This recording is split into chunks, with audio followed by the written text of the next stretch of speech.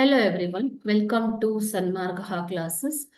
Karl Marx ರವರ ವೈಜ್ಞಾನಿಕ ಸಮಾಜವಾದದಲ್ಲಿ ಕಂಡುಬರುವ ಬಹುಮುಖ್ಯ ಪ್ರತಿಪಾದನೆ ಯಾವುದು ಅಂತ ಕೇಳ್ತಾ ಇದ್ದಾರೆ.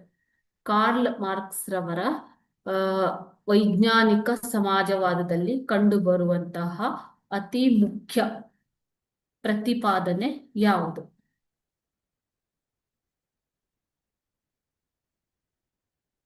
ಕಾರ್ಲ್ ಮಾರ್ಕ್ಸ್ ರವರು ಸಮಾಜವು ಆರ್ಥಿಕ ಅಸಮಾನತೆಯಿಂದ ಕೂಡಿದೆ ಎಂದು ಹೇಳಿದ್ದಾರೆ.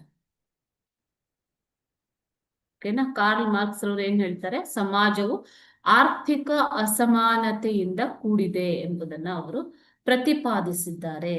ಸೊ ಕಾರ್ಲ್ ಮಾರ್ಕ್ಸ್ ರವರು ಜರ್ಮನಿಯ ಒಬ್ಬ ತತ್ವಶಾಸ್ತ್ರಜ್ಞರು.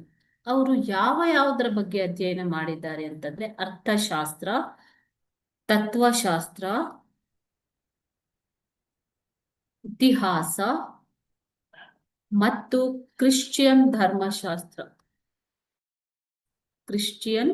ಧರ್ಮಶಾಸ್ತ್ರದಲ್ಲಿ ಅಪಾರ ತಿಳುವಳಿಕೆಯನ್ನ ಹೊಂದಿದ್ದಂತಹ ತತ್ವಜ್ಞಾನಿ. ಓಕೆನಾ?